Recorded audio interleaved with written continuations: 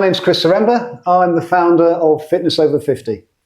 I created Fitness Over 50 to help bring fitness to people of my age group, the over 50s. And because when I was 50, which was 15 years ago, I was very unfit. I was overweight. I was basically a heart attack waiting to happen. No, I'm not. Everything I do in my life now tends to be fitness-centered, including my life as a personal trainer, where I specifically work only with those people over 50. Thank you very much, Chris. And I'm Amrit Dhaliwal, the CEO and founder of Walfinch. Walfinch is a home care brand that really focuses on wellness for older people. And aging well, think about longevity. I'm also the creator of Wellness with Walfinch, and joined today by Chris Zaremba. Thanks. Thank you very much. What are we doing today?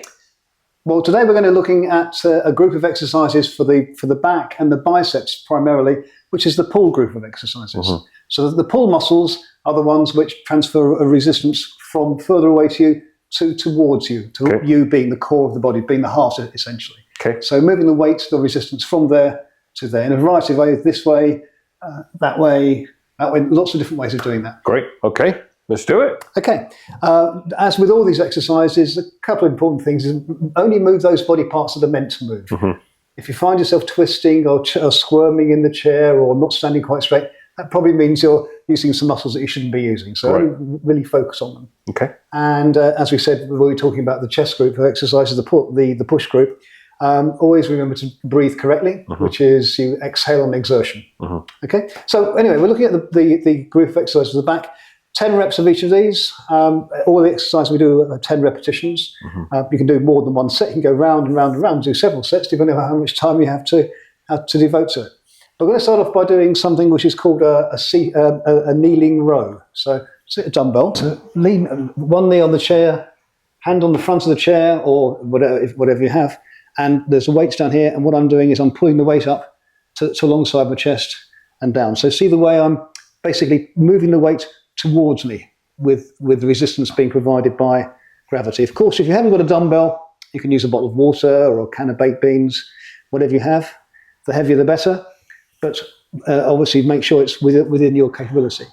You can tell when it's not in your capability if you start doing it, if you start helping it by using the legs, and for example, and twisting the upper body. So that's the only bit that's meant to move.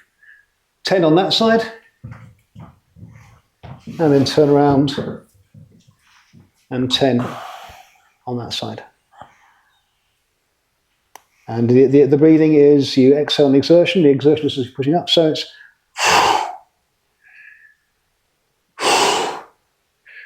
right. Amrit, do you want to have a go at that? Right, let's do it. Okay, so knee on, hand there, and then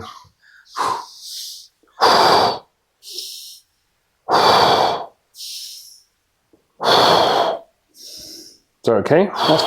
It's a little bit quick. If you slow down just a little bit. Yeah. Muscles grow with time against resistance. So the time under stress is important for muscle growth. So doing things quickly is not the way. You see people in the gym doing things very quickly. Yeah. It's never the right way. The slower you can do it, the better. Perfect. Okay, nice and slow then.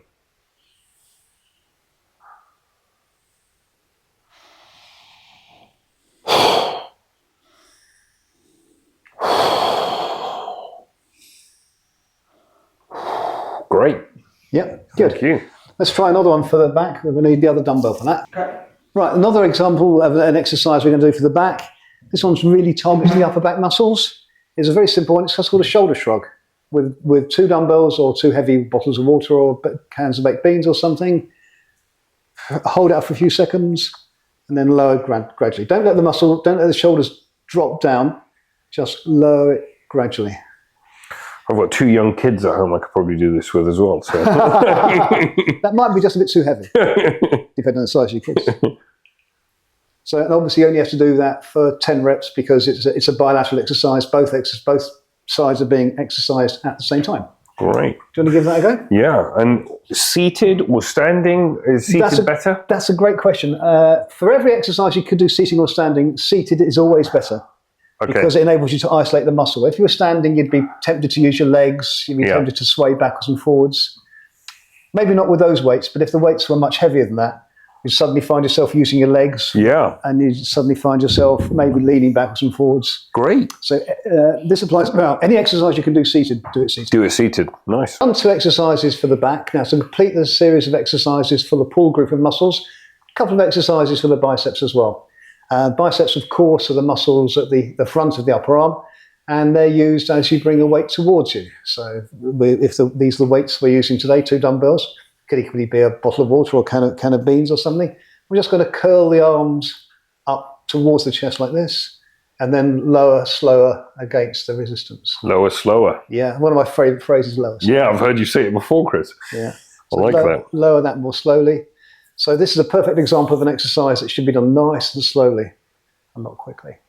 If it's easier for you, you can do one arm at a time, although this is rather better on most of the musculature of the body because it's the same stress all the way down on both sides of the spine rather than just on one side. So I like doing this with both arms.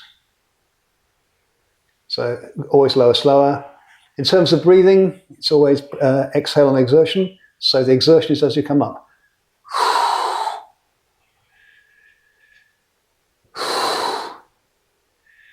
And 10 repetitions of those. And as with everything, if you want to do multiple sets of it, feel free. Super duper. Right, Amrit, your turn. Okay, and we're seated because it's isolated.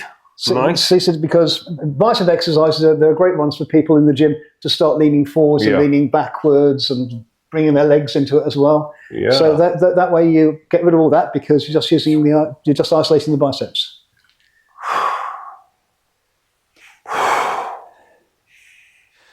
That's lower, slower. Exhale on exertion. So exertion is coming up. That's exhale. That's it. Nice and slow. Lower, slower.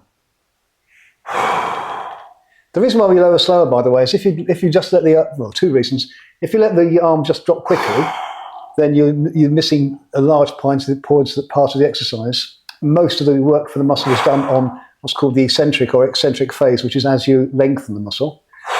And secondly, you're at risk of injury. Yeah. Because that way you're snapping the tendon or snapping some of the ligaments by moving it quickly. Great. It's not so much moving, it's the stopping. I used to train with someone that used to do these standing against a wall, keeping the elbows right there and all that, which actually is weirdly very hard, isn't it? Thank you very much, Chris. Okay, so what's next, Chris? So the final exercise for this group, for the pull group, is another bicep exercise called a concentration curls. Concentration, because I think it's named after the statue of the Thinker by Rodin, I think, where you have makes sense a dumbbell or a weight. Again, it can be any other weight if you don't have a dumbbell. Positioned dangling down the inside of one of your thighs.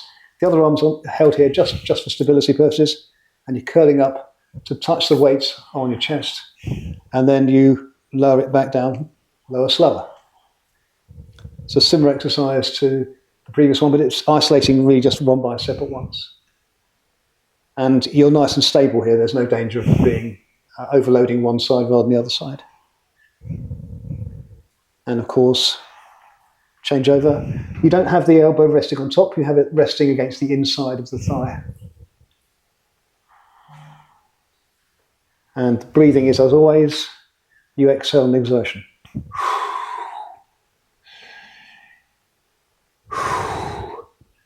And as we've always said, only move those body parts that are meant to move. If you suddenly find yourself squirming in the chair, then the weight's too heavy.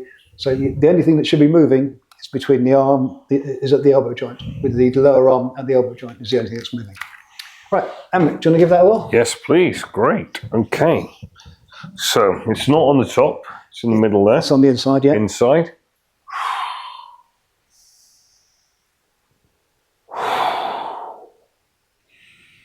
Perfect. Nice pace as well. Great. Okay. There's a whole load of lower, slower going on. Which is lower, slower, yeah.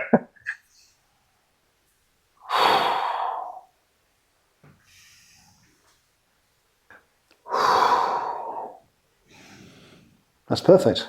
Okay. Great. Thank you for that, Chris.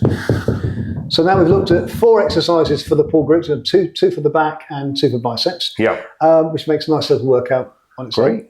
And as with all these exercises, do make sure that you're able to do them safely and usefully on your own. So if you've got any doubts about your ability to safely conduct any of those exercises, do check with your doctor first. Thank you very much. You're welcome. Great.